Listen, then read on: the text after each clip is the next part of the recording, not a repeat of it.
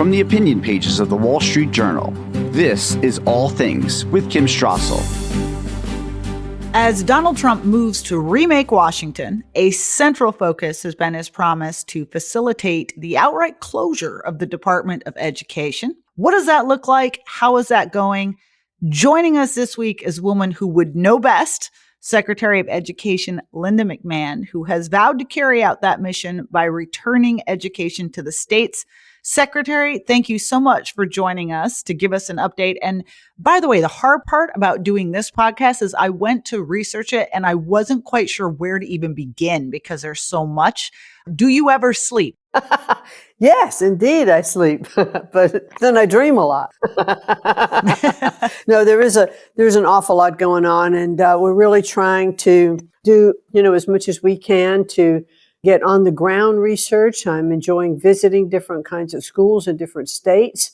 As we talk about returning education to the states, I'm trying to be able to evaluate what best practices are so that we can make suggestions to states and perhaps put together some toolkits, when that time is right. And so I'm really enjoying seeing all of the different kinds of innovative schools, from micro schools to different kinds of charter schools, to charter schools that have themes like, aircraft mechanics and repairs and that sort of thing, to our public schools as well. And it's just really fascinating to see all of the different kinds of innovations. And by the way, those innovations are happening without the federal government. These are state-led innovations with governors and superintendents and teachers, who are just, allowed to teach and allowed to be creative. So I think that's what the president wants to see fostered, in our country, and not bureaucracy driven from Washington, because I do think we get in the way, and test scores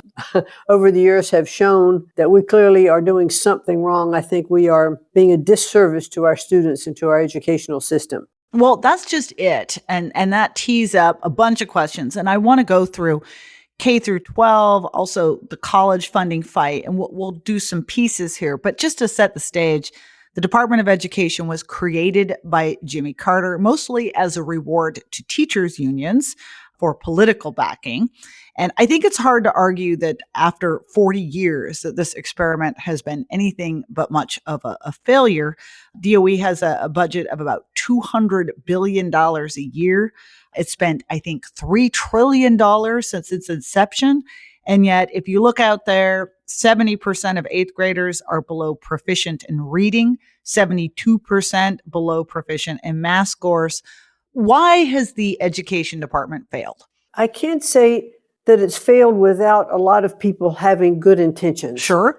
As we've looked at different policies that have been tried to put forth, No Child Left Behind, core curriculum during the Obama administration, and many different types of programs that have been tried to be put into place. But the fact is, there is no one size fits all for education. And I believe that there are as many different kinds of subjects and curriculum that need to be taught in different states. I mean, there are curriculum, I think, that serve rural communities better than always an urban curriculum would. And I think that teachers and superintendents and parents, I'm a strong believer in parental rights and helping to decide what should be taught in the different schools. All that has to be taken into consideration as we help develop the correct policies, for the schools in different states. And, we've seen some really exciting things happening, like in Louisiana. Louisiana had the best scores this past year, the best improvement in scores, the NAEP scores, I believe, of any state. We saw the Miracle in Mississippi a year or two ago that was returning, reading to classical, the studying of reading with phonics, and they went from almost the bottom to like better than halfway up the line now. And what an incredible accomplishment that is. Schools in Florida, and as we've seen, school choice spread in other states as well, to allow parents to choose for their kids what they think is the best place for them to go. So all of those things are just really, really good advances in education. But when we stop that advancing and just try to pigeonhole everything, that's when it doesn't work. And when it's being driven by a bureaucracy in Washington instead of at the local level, it's just not good. We found that just doesn't work in our country in general. Well, you put your finger on it. If you believe in federalism, and I do, there were certain things that the founders all the way back understood that should be left to our many and varied states because everyone is different. And not just the states themselves, but going down into communities, you get more and more different needs. And one of the things you're changing K through 12, one thing you're doing is you're going to consolidate, or at least this is your plan, to put together numerous grant programs into one larger $2 billion program that would be handed out on a formula rather than via competitive grants. And I think this, am I right, gets to your point about the bureaucracy making decisions, that right now we have a system where these K through 12 schools, huge numbers of people are spending many, many hours of their days in schools filling out these applications and vying with each other to compete for Washington's priorities. You're absolutely correct. And so, it costs, you referenced it, it costs so much money to hire grant writers. And many schools have to hire grant writers organizations to come in, and absolutely bid, write these applications for these competitive grants. And so if we do it by the formula basis, then the states can decide, okay, this is where I need to spend this money. Maybe I need more on, to focus on math and reading, and maybe another area needs to focus on some of the special needs kids, wherever those needs are, to have some of those grants. Now, special needs are also funded by IDEA, and there's not going to be change there. That funding is coming through. But I use that as just as an example of parents and teachers who were on the ground with these students and understanding what their needs are and how to teach them. And I think that's incredibly important. I was in a charter school last week, and I noticed in one of the classrooms, they actually have rocker boards, like 3 or 4 of them spread around because, kids get tired of sitting, and some kids just need to be up right. and moving, and they can stand on one of those rocker boards and be in the classroom, and they're doing much better by, adjusting to individual kids' needs. And I just think that's incredibly important. Can you further explain for our listeners, because I think this is important, one of the biggest criticisms that has come from some of these changes is a claim that the federal government is the main primary backstop for kids with special education needs, kids with disabilities. But as you noted, there isn't really going to be a change with these IDEA funds, correct? Correct. They will funnel through the same way, that they have. But here's the thing. What you'll hear from local educators is that Congress has, their goal has been to fund IDEA dollars at about 40% of the school budget, and they've never done it higher than about 18%. So local schools are constantly, and states are constantly asking Congress to fund it at the full amount, and that's not happened yet. But the funding, the way that's coming into the states, is going to continue through that channel. We're going to take a quick break. When we come back, more with Secretary of Education Linda McMahon.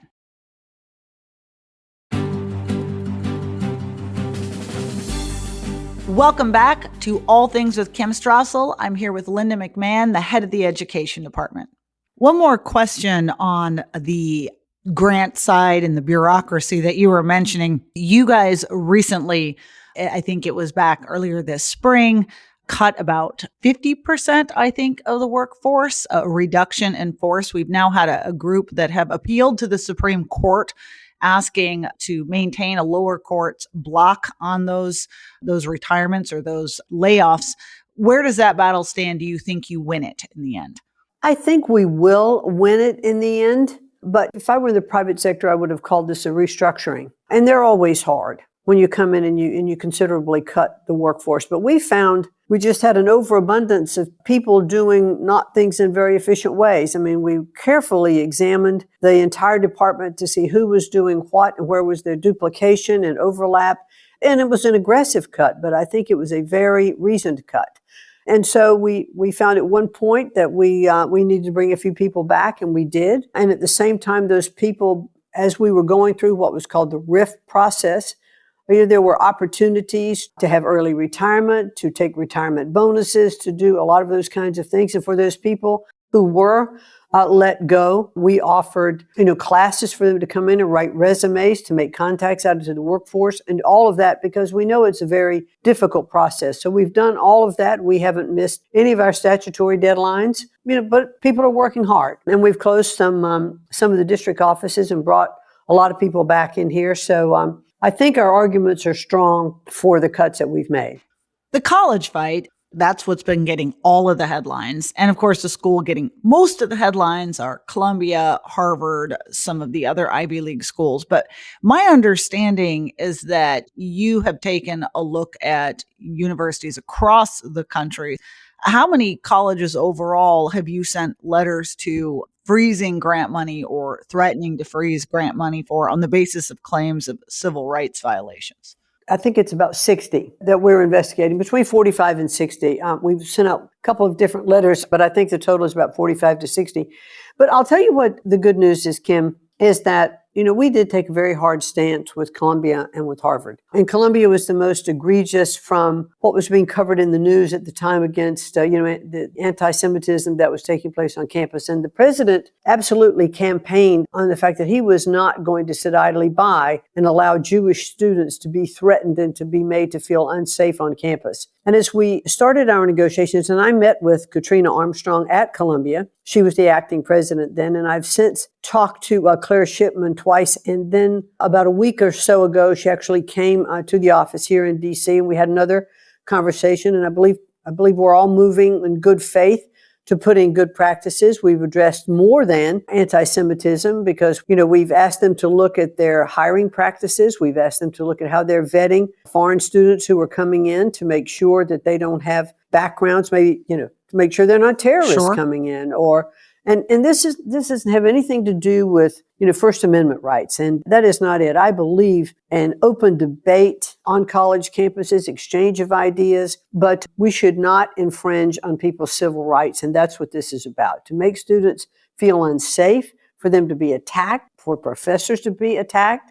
This cannot stand. And so I think we're in good negotiations with Columbia. I hope that we are, we've made such good progress, and I would like to think that we possibly are getting close to a negotiated resolution. We've reached out to Harvard. They have filed a lawsuit and amended it, so it's a little bit different situation there. But I was at Vanderbilt University last week. They were one of the schools that we'd sent notice of investigation to, and I had a walk through the campus, had a good sit down with the chancellor. I feel good about a lot of the steps that they have taken. I met with the president of MIT, who asked to come in and sit with me in my office, and also the president of Dartmouth and Northwestern came in. So I think universities are taking a look at their own practices and looking at things like right to assemble and where and when. Has that been the response from most of them, that they want to come work with you, or has there been other threats of litigation? Harvard's the only one that has not only threatened, but did file a lawsuit.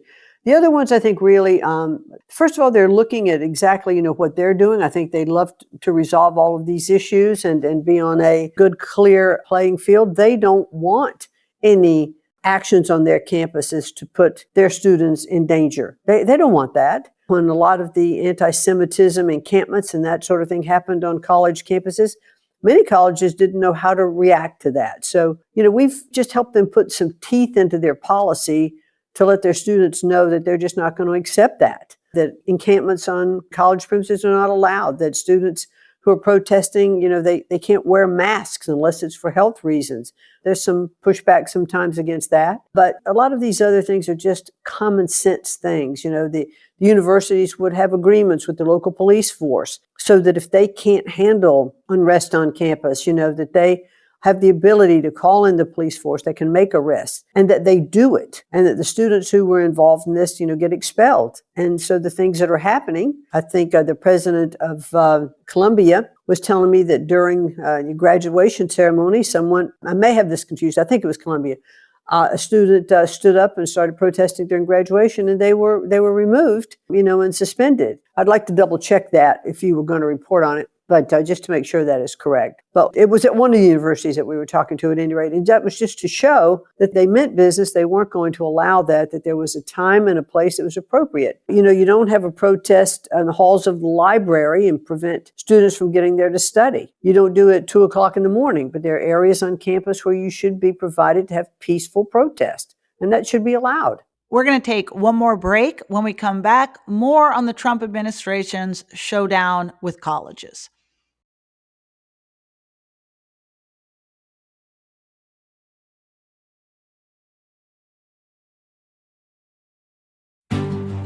From the opinion pages of the Wall Street Journal, this is All Things with Kim Strassel.